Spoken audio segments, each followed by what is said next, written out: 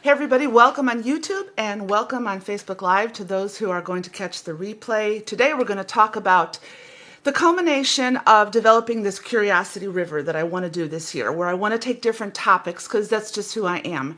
And I want to expose people to things that they may not, having come from a religious background or a very wounded background, don't know their brilliance. So I'm going to expose them to some things because I love to study and I love to read. I love to integrate science and spirituality. So welcome. Today we're going to wrap it up after 4 weeks of teaching on light and the ramifications of what that means for us. So I hope you go back and listen to some of the videos. They're usually a bit longer than normal, but that's okay. Just take the time and take them in segments. So this is going to be more of an intuitive time today. It's going to talk about experience. It's going to talk about things I've encountered, and it's going to lead right into the next topic of Mary Magdalene, which I'll explain why I'm going that way in a minute. So I hope you're doing good. We're in for another case of rain along the California coast, but you know what? I like it. I like and miss the seasons. So we don't really have a lot of seasons out here. You know, we don't have a lot of humidity. So when the rain comes, it gives me a perfect reason to stay inside. And I love it. I love to watch movies I haven't watched in a while. I love to read things I haven't read in a while because we get excessive good weather here. I don't know how else to say it. We don't struggle with snow or cold.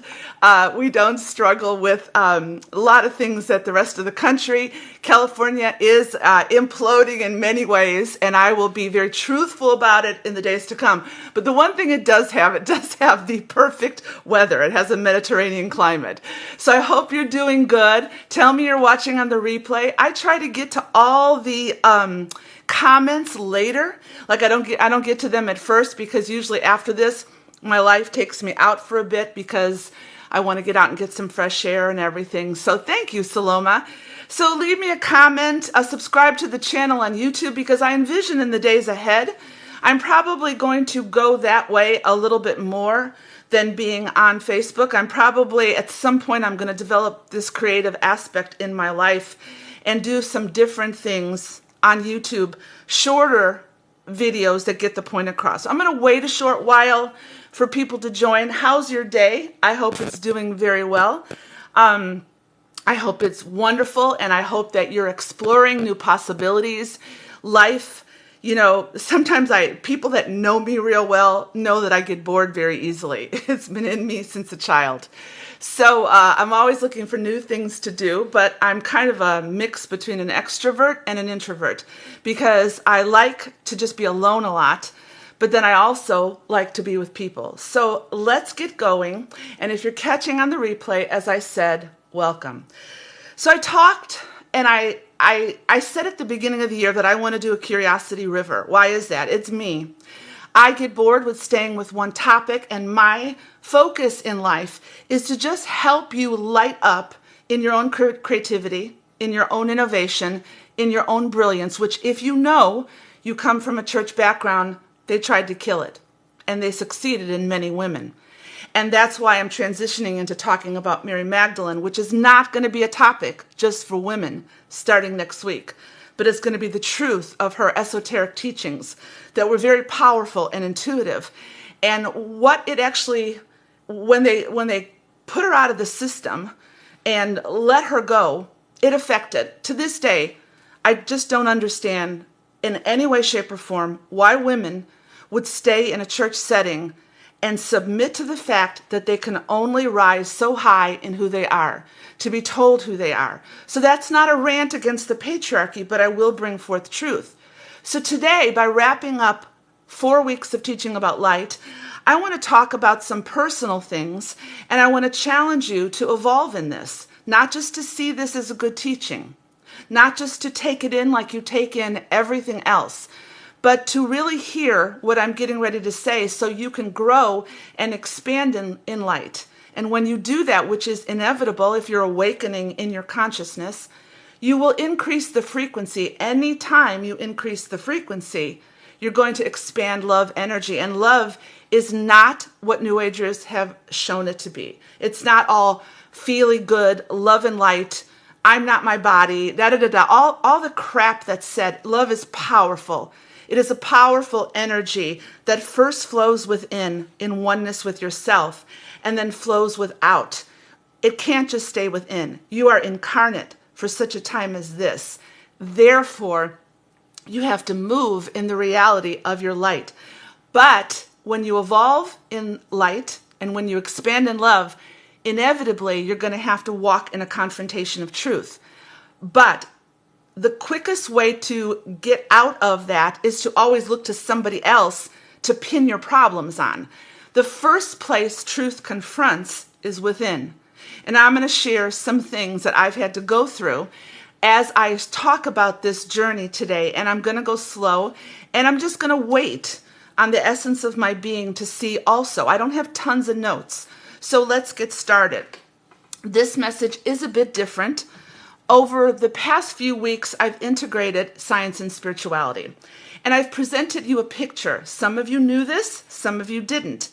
Affirming the reality of your brilliance. Brilliance is not just of the mind. It's an expansion of the light that you are physically, emotionally, spiritually, in the essence of your being.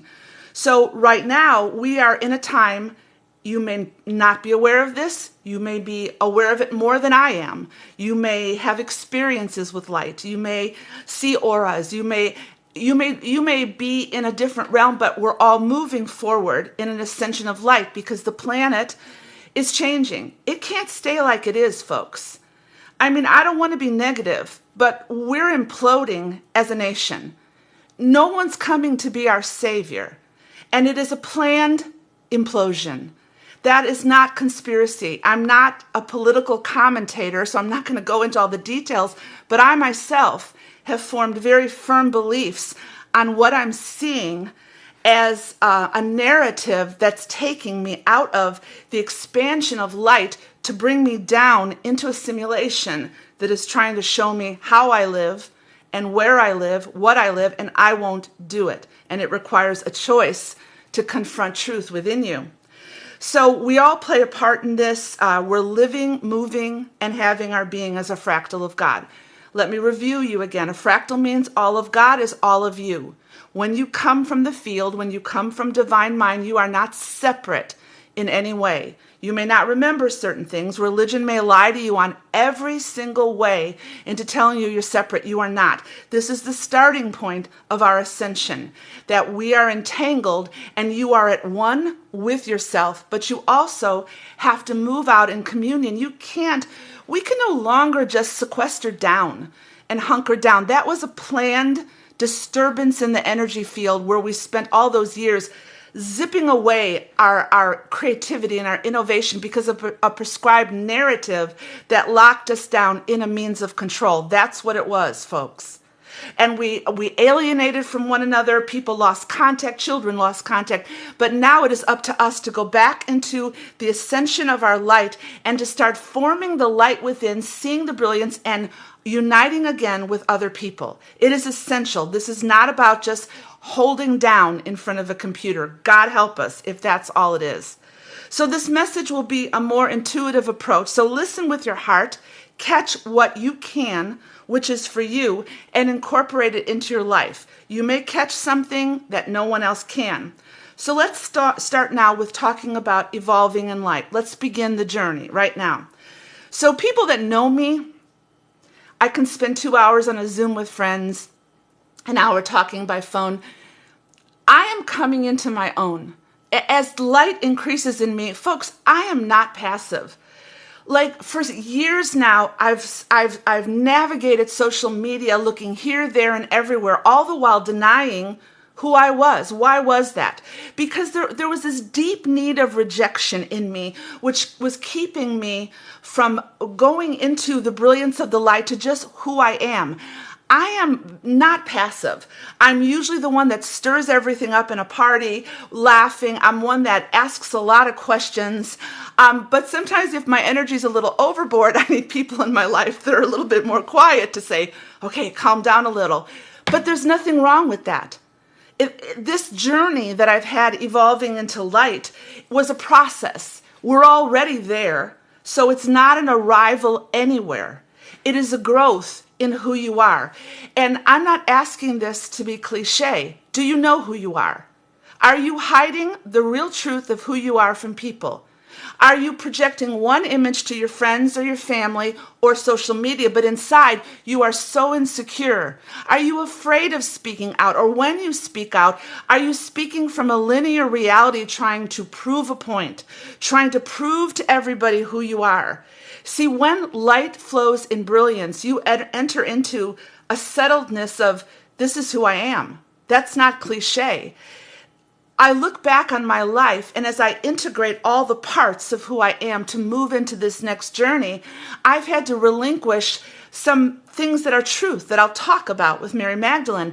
You might not have had this experience, but as a strong prophetic woman in ministry, I was always had a glass ceiling over me, always told I was not quite good enough, always told that the men were going to hold the ceiling and they were going to direct the flow.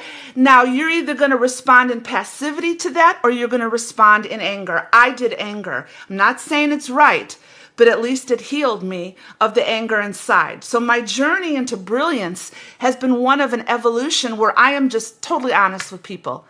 I don't bullshit, but I love deeply. Do you love deeply? If you don't love yourself deeply, how do you love others? So it says in the Bible, the verses that I pull out, for the joy set before him, he endured the cross. Cut the bullshit out of interpreting that as a savior that you need to get out of here. Let's look at that verse. For the joy set before him. What's always before you? The light wanting to expand for you to be you, but it's telling you, you can't go around the dying to yourself. You can't go around ignoring the shadow work. This ascension is not going to be a love and light brigade who are going to bypass everything. It is going to go deep within you with the confrontation of your truth. And my friend Lisa says, ask the 5 whys. Why am I doing this? So as you evolve, you're always confronted with the truth. Why am I doing this? And then you have to have the answer from your inner being. And then you have to ask the next question. Why is that? You have to get down to the essence of your own pain and your own trauma, which goes deep. But we're not building a fortress there. The whole purpose to face that is to be you. So in this evolving in light, it's a process. It's not an arrival. Life is a process. That's why I can't even imagine why people on Facebook say, I'm not my body. It's all an illusion. That's BS. You're incarnate. So yes, you might come from another place, but you're still one in your body from where you came from. So you are your biology. You are a healer. You are a restorer. You are emotionally sound and discerning. It is the integration. So I've had instances this week, I kid you not, where I woke up one morning and in this evolution, it's not just an evolution of just my thoughts. It's the coherence of my heart into who I am. Part of who I am is my biology. So I woke up one day and I heard within me God speaking and saying, you are your biology. Now listen carefully. And I told you last week, I began to ask myself things if I was not feeling good. Where was this coming from? Where is this dis-ease coming from? And believe it or not, it answered me. And some things just went away. Now, I'm not advocating doctors shouldn't be gone to. No, I'm advocating that you are your biology. And your body knows you better than anyone. But if you listen to it, it's not separate from you. So that's also involved in this evolution of light. So the fragments of my life are brought into wholeness by just flowing in what is before me with a clear focus. Now, let me tell you something about evolution. Now, let me breathe a minute, because I've heard at least 5 people in the course of deep conversations tell me this in one shape or form to the point where I was also going through it. So sometimes we have such a faraway focus on what's in the distance that we look at what's right before us and we don't know how it's going to get us to where we're supposed to be. So what is happening right now with many of us is that we don't know where we're going in what we're doing, but we're looking at the pieces of the journey that are put before us, and we're stepping into the pieces one step at a time. We're walking in surrender to the unknown, but it's only unknown to your senses until God lightens up the I am essence within you to have that aha moment that says, I know why I'm going this way. But if you don't proceed with those little invitations, you're constantly going to be sitting still, wondering how you get to where you want to go. You're going to intend, you're going to do everything possible, but you're never going to move in the reality of what's in front of you. Now, let me give you an example, how I write my messages now. I am a curious person. I'm a Gemini rising, and Lisa will laugh at this. I'm an Aries. I'm a Gemini sun and Aries rising. I am filled with fire. So I can read 50 things, and then I get confused, and I go, oh, geez, like, where am I going in this? So I learned a lesson this week. I didn't know what I was going to speak on today, but I knew that I had to pull it all into a loop of a finality of this part one of A Curiosity River to go to the next subject, but I didn't know how I was going to do it. Was I going to give you more facts? Well, I've given you facts for 4 weeks. Was I going to tell you certain things? Well, I've said all I needed to say from this book. So I felt like in this process of just looking what is right before me, I was so looking ahead. What am I going to say? What am I going to say? I was so egoic in wanting to project this. I've studied a lot and I know what I'm talking about, that I felt that this was just supposed to be intuitive, and I have very few notes. So what happened is that I breathed. I have a practice where I literally bring my mind into coherence with my heart. I put my hand on my heart. I take some very deep breaths. I am totally still, and I am so grateful for where I am in life right now. And inevitably, I will get a direction. So Monday came, and I didn't know what I was going to talk about. Tuesday came, and suddenly on Wednesday, I heard within me the topic was to be evolving in light, expanding in love, but I still didn't know how to get there. What did I have to do? I had to surrender to the peace. I couldn't keep looking forward, because if you keep looking forward, you're going to create from ego. Because the ego, if it is not in subjection and surrender to the essence of your being, loves to control. That's where healing occurs. That's where we're confronted with truth. Yeah, I could put on a good show, and I can possibly try to make you believe things and use a lot of word salad, but the reality is I don't want that. I want the light to flow, so I had to surrender to the thought, I don't really know what I'm talking about. When I surrendered, slowly but surely, the universe opened up and all the synchronicities started coming in. People would write me with thoughts that exploded within me. I had a Zoom conversation about astrology and things exploded within me. Synchronicities said to me, watch this video, don't watch that video. A book, I had to put 2 books aside to focus on one. What am I saying? Creativity rises up with you.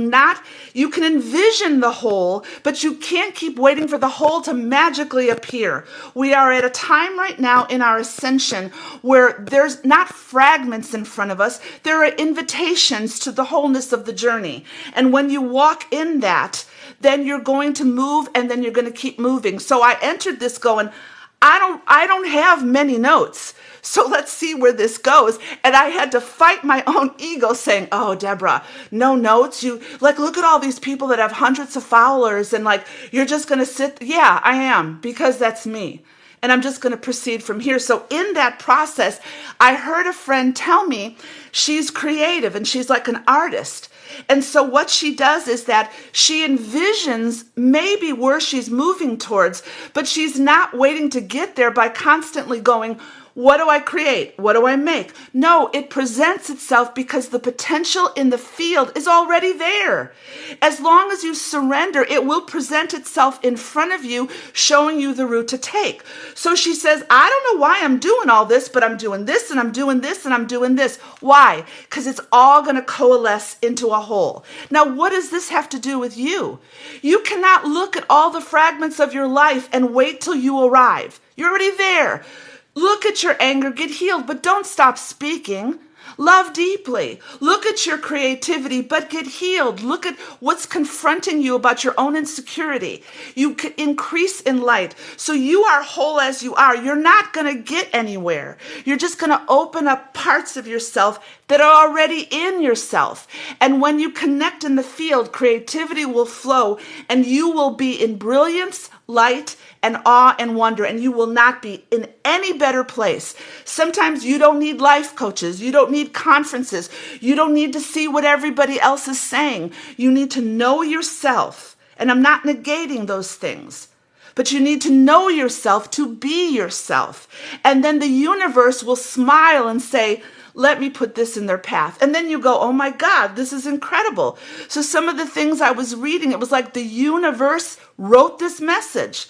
And man, I'm just like, had a long conversation with a friend yesterday, dealing with my own reason why I'm not being me, and something broke. So what is set before you right now to simply follow?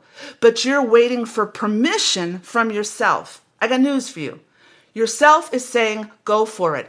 Make mistakes. Don't try to be perfect. Don't take yourself so seriously. Just flow out in who you are. Do it for yourself. Live for yourself, because that oneness will then create a desire for community. And the resonance of your sound will attract people that maybe aren't coming to you right now because you're so busy trying to be somebody else or hiding who you are. There's so many people hiding from their family who they are. Stop hiding. You know, you don't have to confront everything, but you can't stand in being anything other than who you are. So listen to this verse in the Message Bible. I kept getting this verse. And this is Jesus, the focus of Jesus, and this is from the Message, and it says this: because he never lost sight of where he was headed, that exhilarating finish with God, he could put up with anything along the way. Cross, shame, whatever. And now he's there, in the place of honor, in God. And when you find yourself flagging in your faith, go over the story again. Item by item, that long litany of hostility that he plowed through, that will put adrenaline into your souls. He was an ascended master to teach us beautiful lessons. We are not walking his path. We are walking our own path. His path was designed to show us that he had to endure everything he went through to show us that we are brilliant light. He's not the first ascended master to do that, but I just love the things that he expounds, whether I look at them literally or whether I look at them figuratively or whether I look at them metaphysically. So the beauty is that because he didn't take his eyes on what was presented to him, he was able to speak to the woman at the well. He was able to discern who touched him. He was able to say to the centurion, I believe, this person's already healed. He entered, guys, listen. He entered into the beauty of the now because he was focused that something in him had to relinquish everything. Folks, he was not perfect. When he came here, he had to learn in wisdom. He was a human moving into his divinity, which is no different than us. And he's showing us that it's all possible. So you turn around all that shame and that people have put on you. When you've died to yourself and you feel like a blob right now because of everything that's happening around you. You feel like no identity, that you're trying to get your identity from someone and something. You are enough. And if you just keep it within yourself that you are already progressing and you will arrive at a beautiful brilliance of light, even if it's when you transition over. Right now, there are invitations from the universe presenting themselves to you to walk in. That's how I wrote this message. I'm not even looking at my notes, what little I have. So the process right now is very important. It's very important. And I think that you don't want to get stuck. The process of what is being presented to you is movement. I could have easily at any point in writing this message say, oh, I don't want to go that way.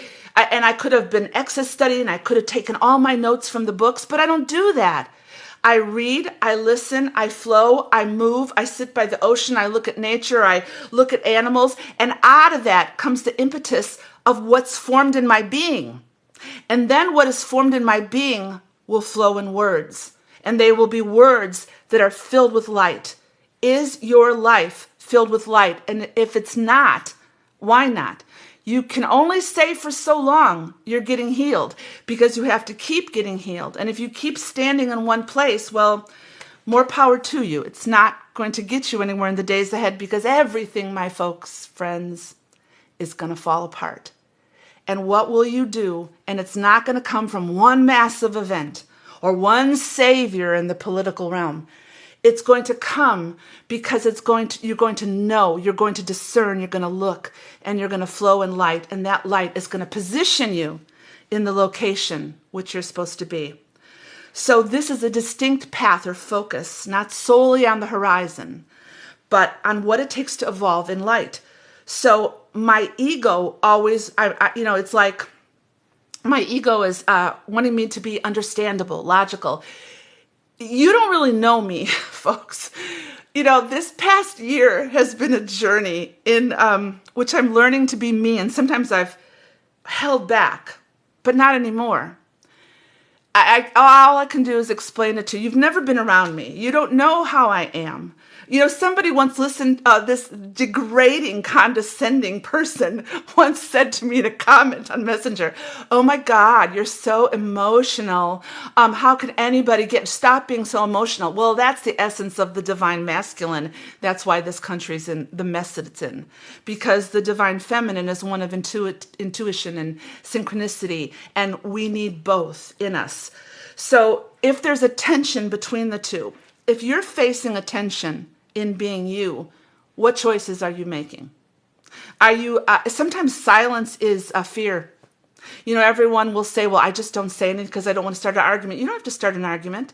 If you're going to help enlighten people around you, which it does boil down to we the people, then you have to know when to speak and when to be silent. And you can't look for the end result. Don't be afraid to speak in light, no matter how they look at you, no matter what they think about you, because what that's going to do is expand your presence and your energy. So I surrendered everything, and then I realized that light is a principle of truth, intelligence, creativity, and divinity. It is the essence of so many beautiful things. And this is exemplified in Mary Magdalene's life, as well as Jesus' life, which we'll talk on next week from the Gnostic Gospels. So at some point, you got to come out of the closet. You can't hide there forever because you will start to remain stagnant. And that's what I found was happening to me. I began to remain stagnant because I was fearful of presenting myself as I really am because I don't get it right.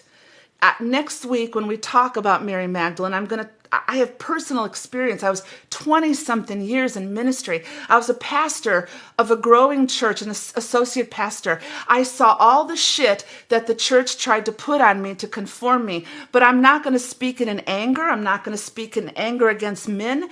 But as I increase in light and as I evolve in love, I get more confrontational in truth. Why is that? Because I believe in you.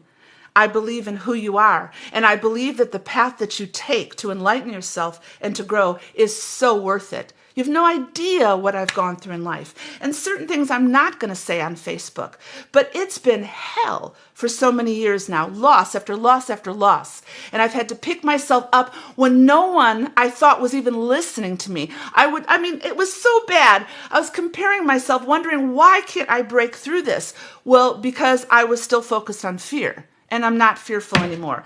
You may like it or not like it. I give you freedom to stay or freedom to leave. Because the post that I posted yesterday on California, folks, that's also me. I'm going to speak truth. I live in a state that believes as California goes, so goes the nation. Don't think your situation is like it is here. It's not. You have no idea what we're surrounded. And to be the light, you have to rise up in the brilliance that you're facing massive shadows and darkness, and you have to rise up to be and not afraid to speak. That's also who I am. So acknowledge possibilities that exist outside your frame of reference to understand. Rise above the narrative. Now I'm gonna tell you some things I do believe. I'll get to expanding in love in a minute, but let's just say a few more things about evolving in light. What do I believe? Well, I, along with many scientists and many key futurists, believe we are in a simulation. Who's running the simulation? I believe it's quite possibly creatures of a higher technology that come from other places in the universe. This is what I believe. And the more I look around at the chaos, I believe it more and more. As the divine masculine moves, I believe those things. So what's happened, and I believe what David Icke says, that the limits of the simulation are the speed of light. Now listen to this. When he said that, everything went like a tornado in me, and I said, yes. So you can't, if you just listen to the narrative of a controlled narrative, you're never going to reach up into the prime reality. I also believe that reincarnation is a product of bringing you back in to be used in this simulation. I believe when you pass over, you face a choice to go into a prime reality outside. I don't believe in reincarnation. I never did, but I didn't know why. That came as I began to evolve in light. I believe that in this simulation that we are being subtly led into transhumanism, which I will also speak about in the days ahead, because you have no idea. If you don't think about this stuff, you have no idea what the technocrats are trying to do. It is almost unbelievable. Where's this coming from? It's coming from a source that is not the divine mind. Well, then you say to yourself, but isn't the divine mind in charge of everything? Well, folks, we have a free will. You're going to be able to choose what you want to believe and what you don't want to believe. And I choose to believe that I am in this reality to break out of the simulation, whatever it takes. And when I am faced with a choice, as I evolve in light, when they try to foist transhumanism on me, I say, no, go F yourself. No, I won't. I'm not going to let AI write my book. I'm not going to, you know why? Because the people behind this, they don't have any spirituality in them. They don't even know how to evolve in light because they believe that your humanity is less. So why do you think that this year I'm focused on rising up in your divinity? Because the war on humanity is trying to get you to concede that you are not divine. More in the days ahead. I believe that. So this simulation, well, it's no different than what the church taught. You sit in a pew. You do not aspire to any level of creativity. Folks, I was taking incredible design courses. I've told you this story years ago in San Francisco because I love design. I was sewing for years. In addition to the science background, there's this massive creativity in me that the church shut down. I let them.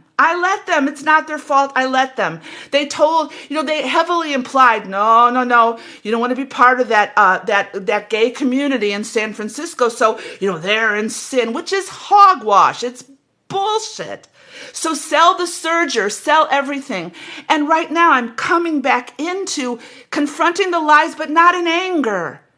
Everything I've been through has brought me to this place of evolution, and I am grateful and thankful. And when I speak on Mary Magdalene, I am in awe of what I'm looking because I'm not raging against men. Some of my best partners in ministry have been men who've stood alongside me. This is not a man-woman thing. It is a brilliance thing. It is a light thing. And why did she get locked down? Why did the Essenes get decimated? Because the simulation always wants to keep you in a certain low vibrational energy. And so it's time to break out. So now, let's talk about expanding in love. Because you can't increase in light until you expand in love. But this is not a new age love and light, denial of every bit of suffering and all that BS. No, it is about embracing everything you're going through. You can bypass and leave that mentality. But also you can't, I mean, I helped start a church in San Francisco for 2 years. We used to evangelize on the streets trying to convince people to accept Jesus. And they looked at us like we were crazy. Well, we thought that was love to get them out of hell. It wasn't love. It was control. It was a belief system that we were locked down in the simulation that looked outside of ourselves to be. I have story after story like that. So as you expand in love, the first place that's going to start is that you're going to confront truth in yourself. You're going to expand, and love is an energy. It's 528 hertz. It is a detectable energy. And when I meditate, I go onto YouTube and I listen to the channels that are 528 hertz, and I close myself down and I just be in silence. There's something that resonates because love energy always flows through the heart chakra. That is where the essence of identity comes from. That is where the essence of creativity comes from. It's not just from the mind. So when the mind is coherent with the heart, that is when you begin to move as uniquely you. So love energy is a pure energy resonance, and it is very powerful in the divine feminine. Folks, look around. We're constantly involved in death. We're constantly involved in lies as a nation, in the world. People don't even know how to separate the lies from a truth.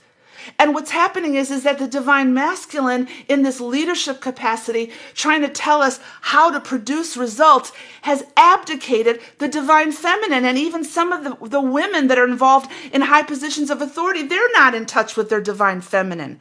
The essence of moving in love energy is the beautiful entanglement of the divine masculine to conceive in the mind and the divine feminine to produce and create from the heart. So this 528 hertz of which is love energy, you know when you're around people, you know that they're emanating love, you know that they're truthful. Well, this is a resonance that's moving from the heart chakra. This is how Jesus lived and moved and had his being. And he lived no other way. And if you notice his life, he was not compromising. He didn't hesitate to say what needed to be said, to walk through whatever would come from the result of the expansion of light, because the cross was before him, and the cross was a means of acceptance in order to come into an alignment with a higher ascended properly. It wasn't to get you saved from hell. Let's consistently say that. So like if you join this and you're still sitting in a church that is not, and I'm not saying all churches are like this. What I'm saying is that he lived and moved in a resonance of love, and it got him crucified, whatever you believe about that. But the crucifixion was not just about the flesh. It was also about he had reached a point where the resonance of his body and the brilliance of his light was no longer needed here. So he ascended, came back down, told Mary Magdalene, "Don't cling to me." And she got the beautiful overflow of all the teachings that the guys didn't get. We're going to talk about that next week. I keep saying that because I'm amazed at, I didn't even know I was going to teach on Mary Magdalene and how it's so progressing from this topic into that. So the love energy, when you're in alignment with your heart chakra, which it is proven if you do any means of exploration into heart math, into Greg Braden's video, Dispenza's, you will see that the heart energy of coherence promotes physical healing, it reduces stress, and enhances mental clarity. When your mind is so frazzled that you cannot comprehend what's going on around you, it's not to try to get more information. It's to try to quiet down. And I'll tell you again, the procedure that I use all the time. So when I see people having a need to be accepted, which, hello, that was me. Y'all didn't know that. Maybe you did. My close friends would, after I would do Facebook Lives, I have a close friend, and she said to me, "Why do you have to justify yourself all the time?" And I was like, "Ooh, ouch." But you're right, lady, and I have to stop. So when I see that there is such a need in people to be accepted, it's like they pull back because the innate truth in them, the expansion of life in them, is that they're lacking. And so light begins to flow in a very low vibrational energy, and then you resonate and things start coming to you from that energy. You're unworthy. All those things justify themselves, and then you wonder why you're in the position. Folks, it takes courage to grow in light. It takes courage to ascend. It takes wisdom to know when to speak and when to be silent. It takes the ability to not have to defend yourself, to say what you need to say and leave it at that. It takes such bravery to sit in the midst of people who, if you open your mouth and tell people what you truly believe, they will think you're crazy. So what? Time itself will prove to be true as this ascension. Like I said, I listen to a lot of futurists, and these are not channelers, which I like some of these people that are channeling, but if you notice YouTube advances the algorithms through superlative words. So they have to put out things like, I channeled death and saw God, or what's coming in the next month. It has to excite you, and then you listen. So there's a lot of channelers. I don't buy all of them. I don't buy all of them. There's an essence of what I'm looking for when I'm listening to people. So that is also something I'm learning. So what are you listening to? What are you watching? Are you... Man, I don't know what's going on. All I know is that I keep getting clues and visions in going in this direction. It's no different than what I said at the beginning of this message. I'm not seeing the full picture. Do I think we're going to implode as a nation? Absolutely. But I believe we'll come out of it. So what do you do with that? Do you live in fear, or do you live in your divinity? I live in my divinity. No one will convince me we're not going to, but I don't believe it's going to happen like it says. To evolve in love and to expand in light, or to evolve in love, light, to expand in love, you got to go through the shaking. If you're going to look at Jesus, and I'm kind of liking him more than ever, he had to face the reality of his own demise. Doesn't matter how you see it. If you see it in the natural realm, I don't believe he was thinking about you when he did that. I don't believe he was thinking, oh, God, we're going to save these people from hell. There is no hell, and heaven is right now. So these people that as he was going to the cross, I believe that he knew that the essence of his consciousness, that it was time to ascend and to cross over. And I believe he went through it joyfully. Did it cause him pain? Yes. Will an evolution in light cause you pain? Absolutely, because it's going to heal your trauma. There's no way around this. So I'm kind of rambling, so let me see what else. Couple more things. Let's talk about confrontation within truth. The book I'm reading 2 books about Mary Magdalene by Philip Lelou and Cynthia Bourgeault. And Bourgeault is a very beautiful theologian from the Episcopal Church, which I find to be more spiritual than all of evangelical Christianity in some respects. She's talking about consciousness. She's talking about Mary Magdalene, and she is talking that at oneness that the guys didn't experience with Jesus, Mary Magdalene experienced with Jesus. And it says she met him in a vision because she was expanding in light as she came to know him. Of course, the church didn't want to teach you that. It would give power to women. It would expose them to a loss of control. It would strip away all greed, and it would bring us all into a reality of oneness, that we are entangled with one another. And that does not make money, folks. They're not going to speak that because they're in cahoots in this simulation. But Mary was at one with Jesus in many different ways, and we're going to talk about them. But that oneness provoked an intuitive quality of light in her. Kay, exactly. Mary Magdalene, folks, was not a prostitute. Not a prostitute, and that's still spoken of. So she encountered glorious realms of light and intuition. The guys didn't. So what have we done? We've denounced this light in so many ways rather than rising up. She was the beauty of light in every way. So what happens is that She came in the full force of oneness with him, but she didn't leave it there. She faced rejection. She faced so many lies to this day being taught about her, but she walked in a communion with other people. That's why those gospels were hidden and almost thought to be destroyed. But like I said, the divine mind has a way of bringing them back out to help us now in this moment of time. So truth came to her but let me say this, love coming full in the act of giving oneself away. And she did. I tried to do that. But it's been a journey for me because it hasn't been easy for me.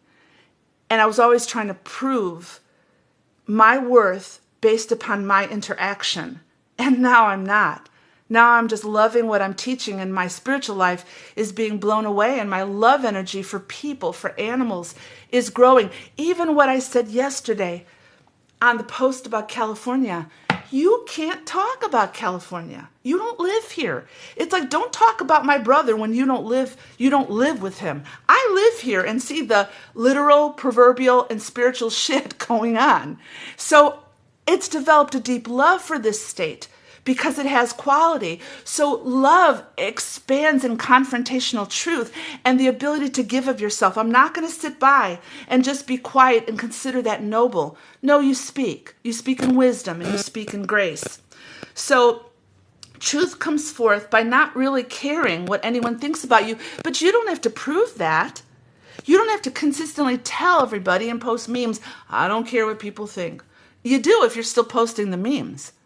Okay, so I have had to work myself out of that, and I'm going to bring it all out, to show you my heart in any way as I'm teaching Mary Magdalene and what I faced, the lies I faced, the situations I faced where I was overlooked, the repercussions that brought anger in me, and then they, the proverbial patriarchy, accused me of anger when I had no choice to get healed but to get angry. We're all going to go into all of that.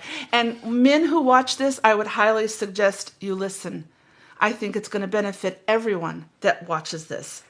So now, let's go into this technique that I use all the time with Greg Braden, and I'll flow here.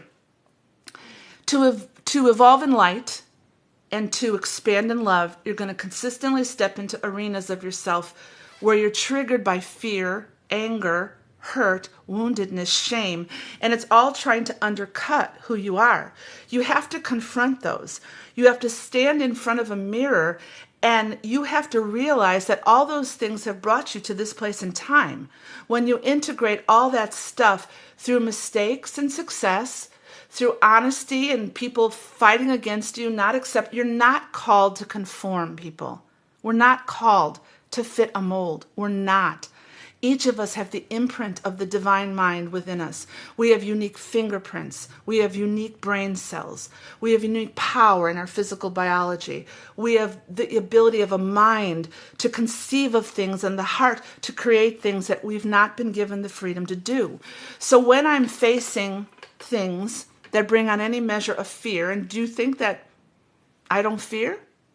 Do you think that I just sit around and talk to myself and I'm always up? Oh, hell no. There's moments where I confront something and I feel that fear rise up. And what is that fear? It's death, folks. Whether it's physical, whether it's emotional, whether it's spiritual, whether it's in your soul, it is death. It could be a physical death you fear. It could be an emotional death you fear, that you will be without love. It could be a soul death that says you're not worthy, that you can't comprehend things, you're dumb. Fear is always putting you in a death mode, to scramble, to define yourself in some way. Well, I'm going to tell you the opposite thing to do. You confront it. The moment that you encounter it, this is what I do, and these are the steps Braden lays out. You still your focus and your breathing to awaken a network of specialized cells in your heart known as sensory neurites. These set into motion a sequence of hormonal and electrical signals in your body that create an emotional opening for you to embrace a new point of view. Why is it we're being pummeled by everything outside of ourselves to bring healing. Why don't we trust our bodies sometimes? Why is it we feel we have to go to 52 people and ask their opinion when your heart will tell you what's wrong? And you may cry for days about the loss, or you may be so upset, but it will bring you healing and bring the necessary people and teachings you need to rise. So when you focus awareness on the heart, it is effective. For while the brain sees the world as filled with polarity, the heart does not. So where the brain tells you, you need this, you need this, you need this, maybe you don't need any of it. Maybe you just need to quiet down. So the first thing, this is a Heart Math Institute technique. It's very simple. I'm not an expert in heart math, but there is incredible teachings if you resource and look them up. The first thing is, if I know suddenly anxiety in any way is increasing in me for any reason, I shift the focus from my mind to my heart. And I always put my hand over my heart. It's like I just close my eyes and I put my hand over my heart. To some people that seems ludicrous. Well, you're not aware of yourself. You are looking outside yourself to heal yourself. When I put my hand on my heart, I direct awareness from my mind to my heart. That's what heart math teaches.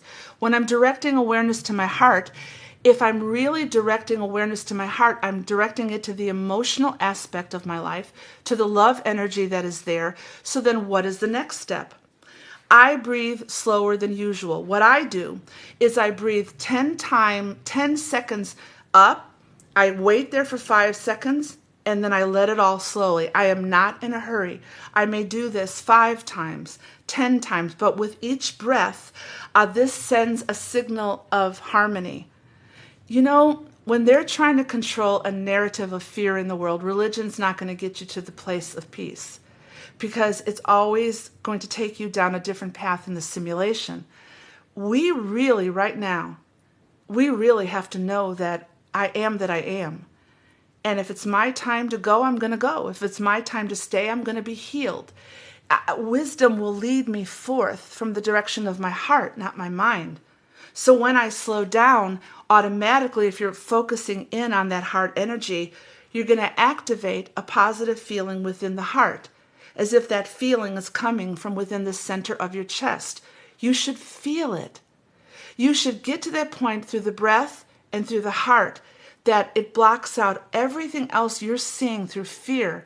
And you come to this realization where I am enough. I am that I am. And there comes that sense of oneness, and you feel a regenerative feeling, such as gratitude or appreciation, care of compassion for someone else. Surrender in the feeling of fully embracing it to permeate your entire being. So I have said a lot, and I'm okay with that, because if you're friends with me, we have a good time, because I'm going to challenge you and they challenge me. And I'm in such an incredible place.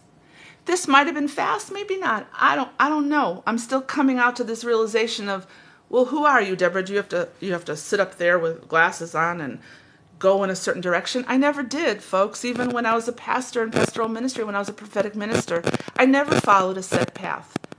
There's a longing and a desire in our heart to be creative. So that ends light. You are light. Scientifically, spiritually, in ascension, which is now in the earth. So next week, I'm going to start on Mary Magdalene. And again, I'm going to say feminism, in my opinion, has made women angry. Like, you don't have to compete. You don't have to acknowledge anything they say. You don't have to believe anything anybody says about you if you're walking in wisdom and you have friends around you that are going to speak truth to you. So feminism, I believe, has almost demoted women and almost castrated men. How else do I say that? Is that why women want men that are men, and why women want to be women and have the freedom to be a mother or a doctor? It's all in the integration of who you are. And this is what Mary Magdalene showed us in many different ways in her encounters with Jesus. And that's why the guys didn't like it. That's why they literally say in the Gospel of Mary Magdalene, don't listen to her. Why would the mass, this is the reality of the evangelical church. Why listen to her? Why would Jesus talk to her? Selah. Yeah, me too, Kay. I'm learning so much, and I'd appreciate your thoughts too. So, tell me, I read your comments. So let's end with that. So how's everybody doing? Is this benefiting you in any way? Do you like it? Are you getting something out of it? And I so appreciate you, and I appreciate Saloma, Leslie, Seal, Kay, all of you for listening. I love you in this. Yeah, Scott, thank you for watching it. Helevi, I want to say one thing. When I start studying this week to progress into Mary Magdalene, it's not about male and female, folks. It's about the divine energy flowing within us. And I just can't wait, because someone told me yesterday, Deborah, start giving more of who you are. And I thought, man, is that going to be apparent in Mary Magdalene? And I'll end with this example.